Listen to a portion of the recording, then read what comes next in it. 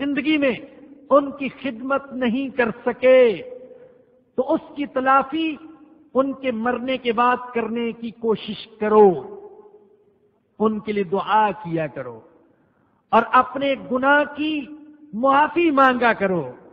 اللہ تو نے مجھے موقع دیا لیکن میں اس موقع سے فائدہ نہ اٹھا سکا، میں ان کی خدمت کر کے جنت کا اپنے آپ کو حقدار نہ بنا سکا۔ اللہ سے مانگا کرو۔ میں محض نصیحت کے لیے، عبرت کے لیے آپ کو بتا رہا ہوں۔ الحمدللہ اس مجبوری کے باوجود میں حتی الامکان والدین کی خدمت کرتا رہا اور کر رہا ہوں الحمدللہ۔ ایک وقت تھا کہ میرے پاس صرف ایک چھوٹا سا پلاٹ تھا، ایک ہی کل جائیداد میرے پاس صرف یہ تھی، ایک چھوٹا سا پلاٹ، اور میں نے دیکھا کہ میرے والدین کی بڑی چاہت حج کرنے کی، اس کے سوا میرے پاس اور کوئی چیز نہیں تھی، اللہ جانتا ہے۔ میں نے وہ بیچ کر ان کو حج کروا دیا الحمدللہ، اور ان کی دعائیں لے لی، اور اب بھی الحمدللہ والدہ حیات ہیں۔ جب کبھی موقع ملتا ہے میں خود ان کے پاؤں دباتا ہوں، اپنی ساری مصروفیات کے باوجود۔ اس میں شک نہیں، بعض اوقات والدین کی طرف سے بھی کچھ زیادتی ہوتی ہے، میں جانتا ہوں۔ وہ نوجوان اولاد کے جذبات کو نہیں سمجھتے اور جیسا ان کے ساتھ سلوک کرنا چاہیے نہیں کرتے، زیادتی ہوتی ان کی طرف سے، لیکن اس کے باوجود آپ برداشت کریں، خدمت کا ثواب الگ ملے گا، برداشت کرنے کا ثواب الگ ملے گا، اللہ نوازے گا۔ تو فرمایا کہ مرنے کے بعد بھی ان کے حقوق ہیں۔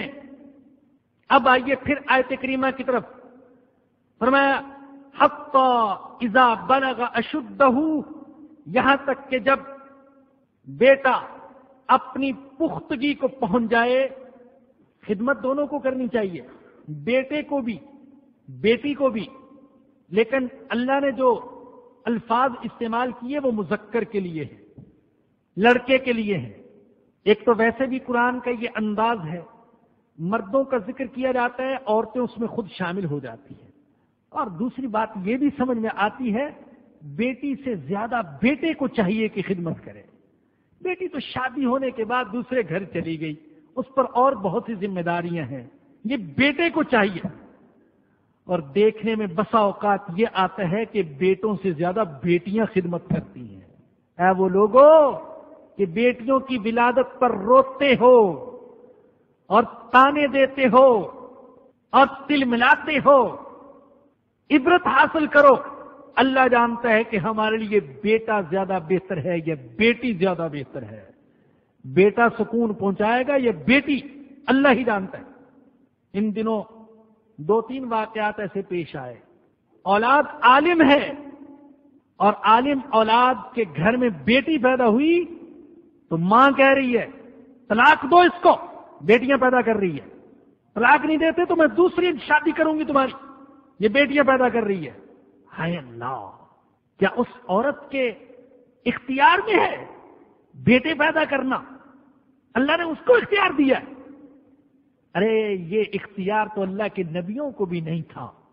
اللہ کہتا ہے یہ اختیار میرے پاس ہے، او یزوجہم ذکرانا واناثا ویجعل من یشاء عقیما، جسے چاہے لڑکے، جسے چاہے لڑکیاں، جسے چاہے دونوں دے دیتا ہوں اور جسے چاہتا ہوں بانجھ رکھتا ہوں۔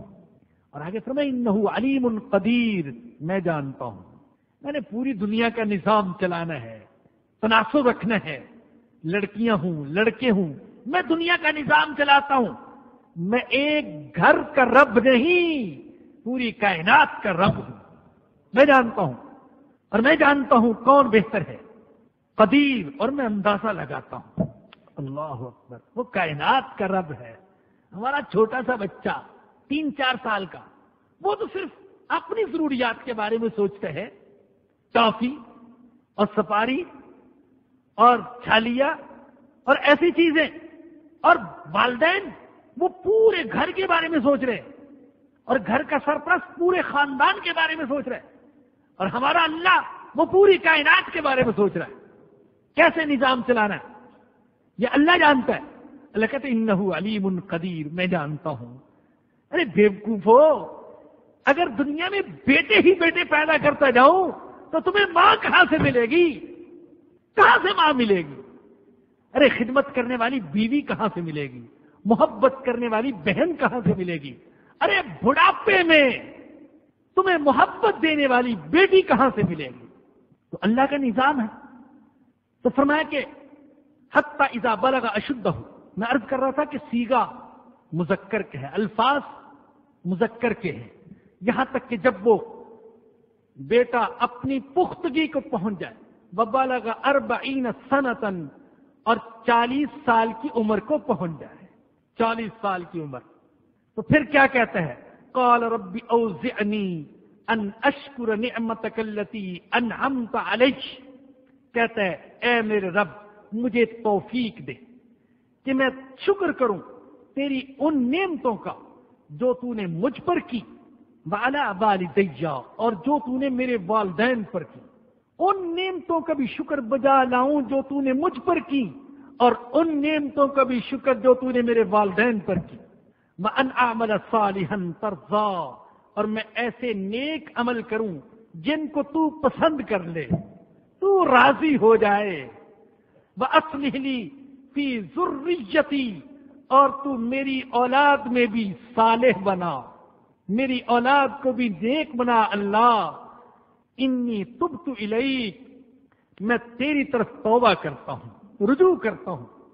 وانی من المسلمین، اور میں بے شک مسلمانوں میں سے ہوں. الحمدللہ، اللہ میں مسلمانوں میں سے ہوں، میں تیرے فرما برداروں میں سے ہوں. فرمایا کہ جب 40 سال کی عمر کو پہنچ جائے، 40 سال کا ذکر خاص طور پر یاد رکھیں کہ یہ جو 40 سال کی زندگی ہے، یہاں سے انسان کی زندگی کا ایک اور رخ ہوتا ہے، ایک اہم موڑ ہوتا ہے. 40 سال سے پہلے بچپن تھا، جوانی تھی، بے پختگی تھی، اناڑی پن تھا، ناتجربہ کاری تھی، جذبات کا غلبہ تھا، شہوات چھائی ہوئی تھی، چھوٹی چھوٹی چیزوں کو اہم سمجھتا تھا، چھوٹی چھوٹی باتوں کے لیے لڑتا تھا، فانی کو باقی کا درجہ دیتا تھا، دنیا کو اپنے اوپر پوری طرح مسلط کیا ہوا تھا. لیکن اب 40 سال کی عمر جب ہو جائے تو طبیعت میں ٹھہراؤ آ جاتا ہے، تحمل اور زمانے کی ٹھوکریں کھا کھا کر تجربات کہ اب دنیا میں کیسے رہنا ہے. اور جان لیجیے کہ جو 40 سال کی عمر میں بھی سمجھدار نہیں بنتا وہ پھر کبھی نہیں بن سکتا. شیخ سعدی رحمت اللہ علیہ نے اپنے آپ کو خطاب کر کے کہا ہے، ارے تیری زندگی کے 40 سال گزر گئے لیکن اب بھی تو نے بچپن والی عادتیں نہیں چھوڑی. اپنے آپ کو خطاب کر رہے ہیں لیکن حقیقت میں ہم جیسوں کو سمجھا رہے ہیں.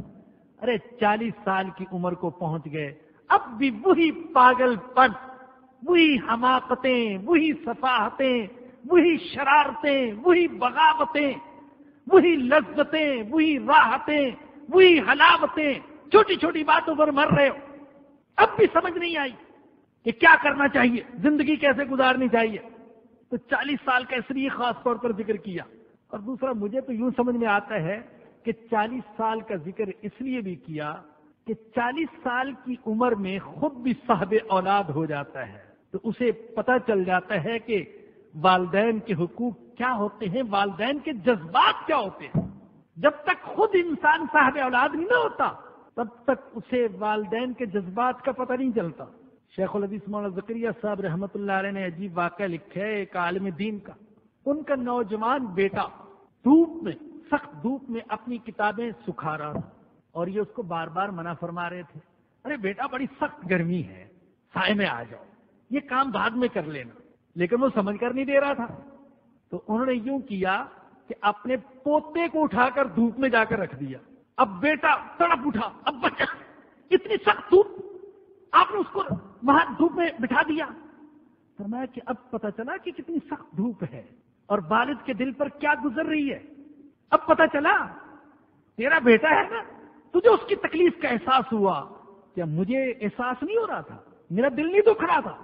تو انسان جب صاحب اولاد ہوتا ہے تب اسے والدین کے جذبات کا پتہ چلتا ہے۔ آج میں سوچ سکتا ہوں میرے والدین کے کیا تصورات ہوں گے، کیا احساسات ہوں گے، کیا جذبات ہوں گے، کیسے وہ بھوکے رہتے ہوں گے، ہمیں کھلاتے ہوں گے، کیسے وہ خود تکلیف برداشت کرتے ہوں گے اور ہمیں بتاتے بھی نہیں ہوں گے، روتے ہوں گے راتوں کو چھپ چھپ کر اور ہمارے سامنے ہنستے ہوں گے۔ ایسا بھی ہوتا ہے، لیکن اولاد کو پتہ نہیں چلتا، وہ تو جوانی کے نشے میں، دولت کے دھوکے میں اور شیطان کے فریب میں آ کر گھوڑے پر گویا کے سوار جا رہے ہوتے، لیکن ان کو والدین کے جذبات کا احساس نہیں ہوتا۔ فرمایا کہ جب 40 سال کی عمر ہو جائے تو پھر کہتے اے میرے رب مجھے توفیق دے، میں تیری ان نعمتوں کو شکر ادا کروں جو تو نے مجھ پر کی اور میرے والدین پر کی۔ امام ابن کثیر رحمۃ اللہ علیہ فرماتے ہیں کہ یہاں یہ بھی سمجھایا گیا ہے کہ جب انسان 40 سال کی عمر کو پہنچ جائے تو اس کو نئے سرے سے توبہ کرنی چاہیے، نئے سرے سے توبہ، نیا ایمان، نئے سرے سے توبہ، اللہ کی طرف رجوع اور عزم۔ اور یہ اللہ کا کرم میرے بھائی کہ اللہ نے تجھے 40 سال کی عمر تک پہنچا دیا۔ تنقیدی نظر ڈال لو، ارے دوسروں پر تنقید کرتے ہو، خود اپنے اوپر تنقید کر لو، قبل اس کے کہ اس قاضی کے سامنے پیش ہونا پڑے خود قاضی بن جاؤ اور اپنے آپ کو مجرم بنا کر پیش کرو عدالت کے اندر۔ خود قاضی بنو، خود اپنے آپ کو مجرم بناؤ اور عدالت قائم کرو اور حساب لو۔ ارے کتنا وقت اللہ کی فرما برداری میں اور کتنا نافرمانی میں گزارا ہے، والدین کو کتنے دکھ دیے ہیں اور کتنے سکھ دیے ہیں۔ اب یہاں آ کر رک جاؤ اور توبہ کر لو، نئے سرے سے ایمان قبول کر لو، عزم کر لو۔ اب ایسا نہیں ہوگا، جو ہونا تھا ہو گیا، اب نہیں ہوگا۔ تو فرمایا کہ اس میں یہ بھی ترغیب دی گئی ہے، اور یہ کہ شکر ادا کرنے کی ترغیب، سب سے اہم بات اللہ مجھے توفیق دے، میں تیری نعمتوں کا شکر ادا کروں، یہ دعا مانگو۔ خود نبی اکرم صلی اللہ علیہ وسلم صحابہ کو سکھایا کرتے تھے کہ شکر کی توفیق مانگا کرو اللہ سے۔ آپ نے یہ دعا سکھائی، نماز کے بعد پڑھا کرو، اللہم اعنی علی ذکرک و شکرک و حسن عبادتک۔ اللہ مجھے توفیق عطا فرما کہ تیرا ذکر کروں، تیرا شکر کروں اور اچھے طریقے سے تیری بندگی کروں۔ ایک اور حدیث ہے ابو داؤد میں ہے، عبداللہ بن مسعود رضی اللہ عنہ سے روایت ہے کہ رسول اللہ صلی اللہ علیہ وسلم ہمیں سکھایا کرتے تھے کہ تم تشہد میں پڑھا کرو۔ کہیں یہ سن کر آپ پریشان نہ ہو جائیں کہ تشہد میں تو رب اجعلنی پڑھی جاتی ہے، تشہد میں تو اللہم انی ظلمت پڑھا جاتا ہے، اور تشہد میں تو ربنا آتنا یہ دعائیں پڑھی جاتی ہیں۔ حضور اکرم صلی اللہ علیہ وسلم مختلف دعائیں مانگا کرتے تھے، لیکن ہم نے کوئی ایک آدھ دعا یاد کر لی اور اسی پر اکتفا کیے ہوئے ہیں، وگرنہ حضور تو مختلف دعائیں پڑھا کرتے تھے اور صحابہ کو بھی سکھاتے تھے۔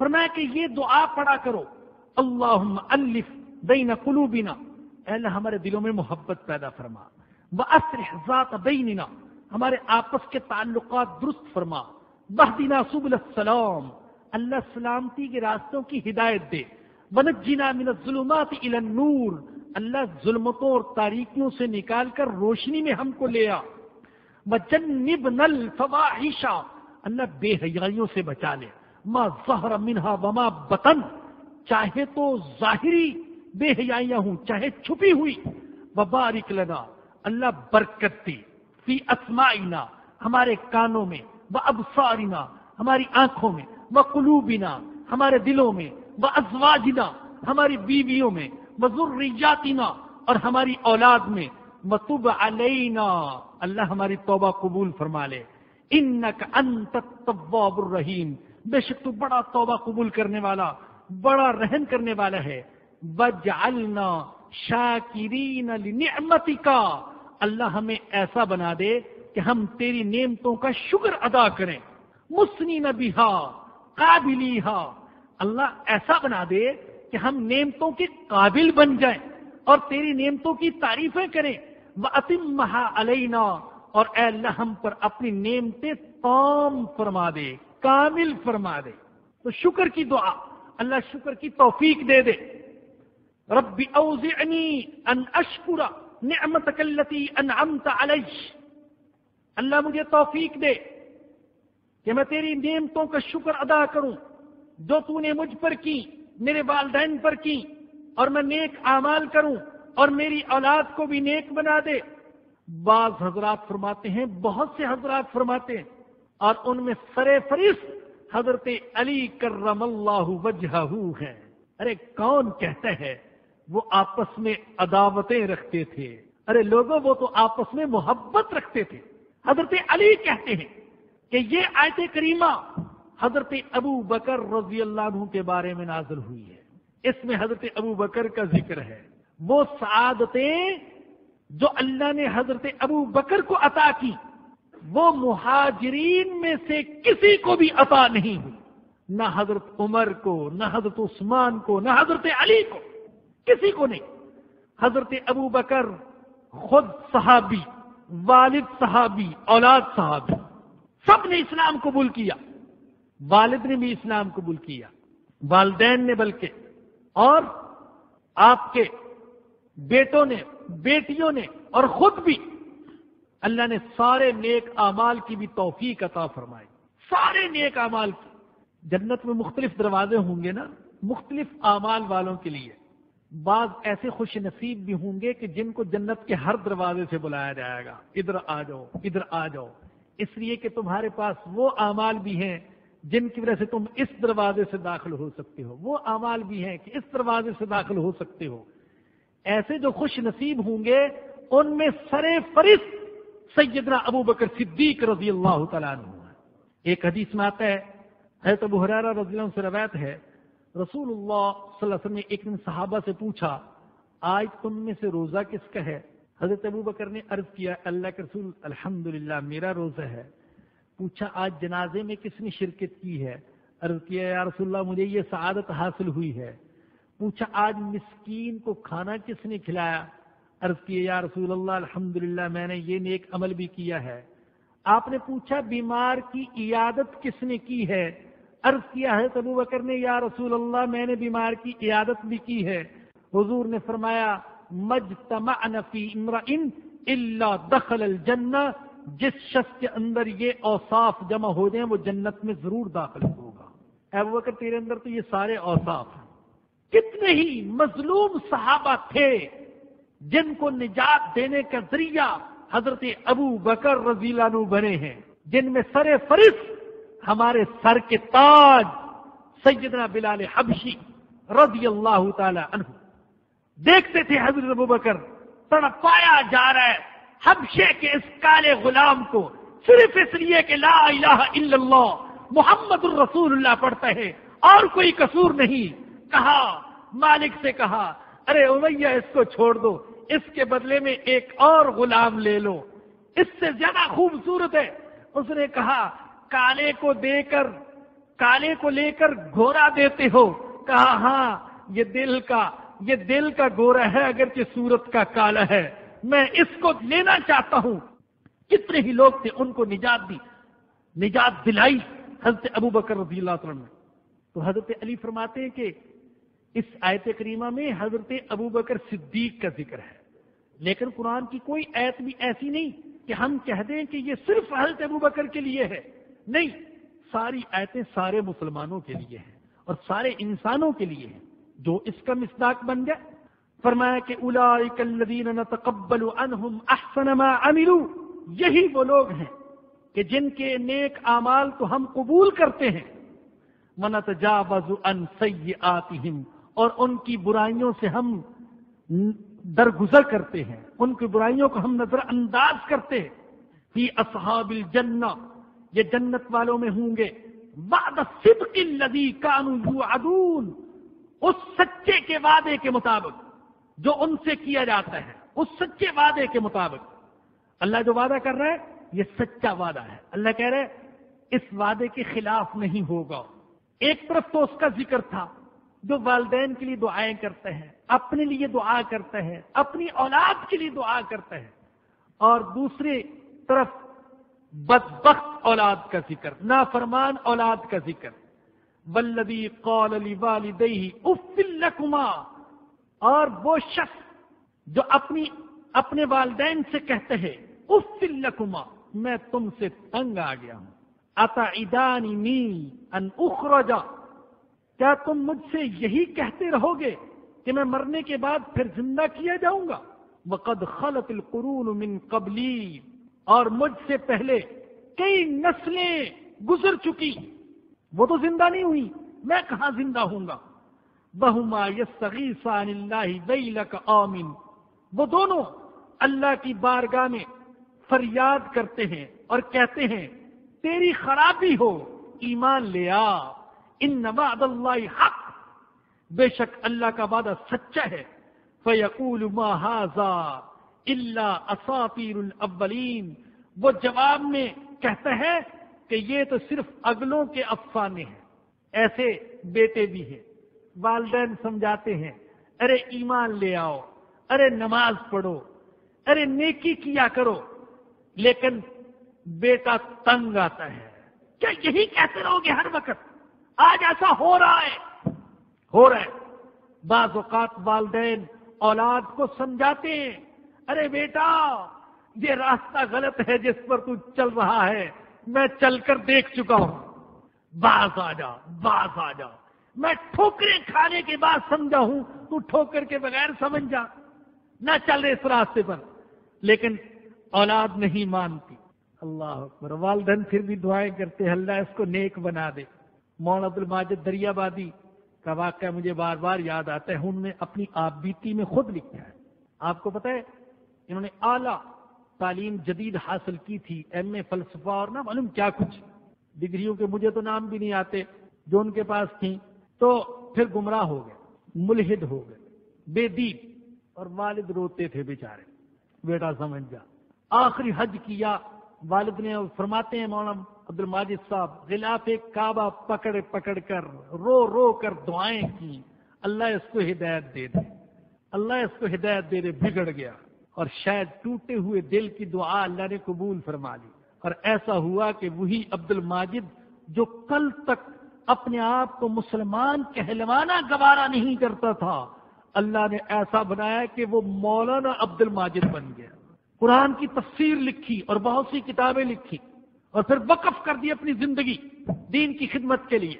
تو والدین کہتے ہیں ارے باز آ جا، ارے سمجھ جا، اس راستے پر نہ چل، اور وہ آگے سے اکڑتا ہے کہ یہی کہتے رہو گے، ایمان لاؤ، نماز پڑھو، نیکی کے راستے پر چلو، میں کچھ نہیں مانتا۔ یہ پہلوں کے قصے ہیں۔ اولئک الذین حق علیہم القول، یہی وہ لوگ ہیں جن پر سچا وعدہ آ گیا، فی امم قد خلت من قبلہم من الجن والانس، جنوں اور انسانوں کے ان گروہوں کے ساتھ جو ان سے پہلے گزر چکے، انہم کانوا خاسرین، یقیناً یہ نقصان پانے والے تھے۔ وآخر دعوانا الحمدللہ رب العالمین۔ الحمدللہ 27واں پارہ جو ہے وہ بکس کی شکل میں آ گیا ہے، اور اسی طریقے سے سی ڈی بھی آ گئی ہے، تو کیسٹ اور بکس جو ہیں وہ آ چکے ہیں، جو حضرات چاہتے ہوں تو باہر سے وہ حاصل کر سکتے ہیں۔ اور الحمدللہ یہ بھی ایک خوشخبری ہے کہ ہمارے یہ دونوں ساتھی بھائی شفیق صاحب اور بھائی خرم صاحب وہ حج کر کے بھی تشریف لے آئے ہیں، اللہ ان کے حج کو قبول فرمائے، اور اللہ ہم سب کو حج بیت اللہ کی اور زیارت روضہ رسول اللہ کی سعادت نصیب فرمائے۔ الحمدللہ رب العالمین، والصلاة والسلام علی سید الانبیاء والمرسلین۔ ربنا ظلمنا انفسنا وان لم تغفر لنا وترحمنا لنکونن من الخاسرین۔ اللہ ہمارے گناہوں کو معاف فرما دے، اپنے فضل و کرم سے معاف فرما دے، اللہ تو معاف فرما دے۔ اللہ ہم میں سے جو 40 سال سے اوپر کے ہو گئے، اللہ یا اللہ ہم شرمندہ ہیں اپنی گزشتہ زندگی پر، اللہ معافی مانگتے ہیں تجھ سے، معاف فرما دے، اللہ معاف فرما دے۔ اللہ ہم نئے سرے سے توبہ کرتے ہیں، ہم نئے سرے سے ایمان قبول کرتے ہیں، لا الہ الا اللہ محمد الرسول اللہ۔ اللہ ہمارے ایمان کو قبول فرما لے، اللہ ہماری توبہ کو قبول فرما لے۔ یا اللہ جو زندگی باقی ہے، تھوڑی ہے یا زیادہ، اللہ تیری رضا میں لگانے کی توفیق عطا فرما دے، اللہ تو توفیق دے دے۔ اللہ ہم تو کوشش کرتے ہیں، کبھی نفس رکاوٹ بن جاتا ہے، کبھی شیطان، کبھی معاشرہ، کبھی اپنے ہی رکاوٹ بن جاتے ہیں۔ اللہ تیری رضا والے کاموں کا کرنا ہمارے لیے آسان فرما دے۔ اللہ ہمیں توفیق دے کہ ہم تیری نعمتوں کا شکر ادا کریں، ان نعمتوں کا بھی جو تو نے ہم پر کی، اور ان نعمتوں کا بھی جو تو نے ہمارے والدین پر کی۔ اللہ ہمیں توفیق دے کہ ہم وہ اعمال کریں جن کو تو پسند کرتا ہے۔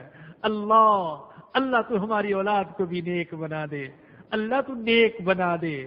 اللہ جو گناہ ہم سے ہوئے ان سے ہماری اولاد کو بچا لے، اللہ ان کو نیکی کے راستے پر چلنے کی توفیق عطا فرما دے۔ اللہ ہماری نسل در نسل کو مسلمان رکھنا، صاحب ایمان رکھنا، اللہ اپنا فرما بردار رکھنا، اپنے نبی کا غلام بنانا، اللہ محروم نہ فرمانا، اللہ محروم نہ فرمانا، ہمیں ہماری نسلوں کو اللہ ایمان سے محروم نہ فرمانا۔ اللہ ہم میں سے جن کے والدین دونوں یا ایک زندہ ہیں، اللہ ان کو والدین کی خدمت کی توفیق عطا فرما۔ اللہ ہمارے والدین دنیا سے اس حال میں جائیں کہ وہ ہم سے راضی ہوں۔ اللہ ہم کمزور ہیں، ہمیں خدمت کا حق ادا کرنے کی توفیق نصیب فرما۔ اللہ کرم فرما، اللہ رحم فرما، اللہ معاف فرما۔ ہم میں سے جن کے والدین دنیا سے جا چکے، اللہ ان کی مغفرت فرما دے، اللہ ان کے گناہوں کو معاف فرما دے، اللہ ان کی نیکیوں کو قبول فرما لے، اللہ ان کو جنت الفردوس میں جگہ عطا فرما دے۔ اللہ تیری جنت بڑی وسیع و عریض ہے، اللہ ہمارے والدین کے لیے اس میں کچھ جگہ نکال دے۔ اللہ اپنی جنت میں، وسیع و عریض جنت میں ہمارے والدین کو کچھ جگہ عطا فرما دینا۔ اللہ تو کرم فرما دینا، اللہ رحم فرما دینا، اللہ معاف فرما دینا، اللہ خاتمہ ایمان پر فرمانا، اور قیامت کے دن نبی کریم صلی اللہ علیہ وسلم کی شفاعت نصیب فرمانا۔ ربنا آتنا فی الدنیا حسنۃ وفی الآخرۃ حسنۃ وقنا عذاب النار۔ ربنا تقبل منا انک انت السمیع العلیم وتب علینا انک انت التواب الرحیم۔ صلی اللہ تعالی علی رسولہ وخیر خلقہ سیدنا ومولانا محمد وآلہ وصحبہ واہل بیتہ اجمعین، آمین برحمتک یا ارحم الراحمین۔ درسقرآن.com آپ کے لیے پیش کرتا ہے تفسیر قرآن مولانا اسد شیخو پوری صاحب کی آواز میں۔ اور اللہ کہتا ہے یاد کرنے کے لیے آسان، پڑھنے کے لیے آسان، اور سمجھنے کے لیے آسان۔ اس کے علاوہ اس مقبول ویب سائٹ پر آپ سنیے معروف عالم دین کے اصلاحی بیانات۔ تو اسلام کا نظریہ یہ ہے انا للہ و انا الیہ راجعون۔ ہم نعت، بچوں کے لیے اصلاحی کہانیاں اور بہت کچھ۔ محمد کا روزہ قریب آ رہا ہے، بلندی پہ اپنا نصیب آ رہا ہے۔ www.darsequran.com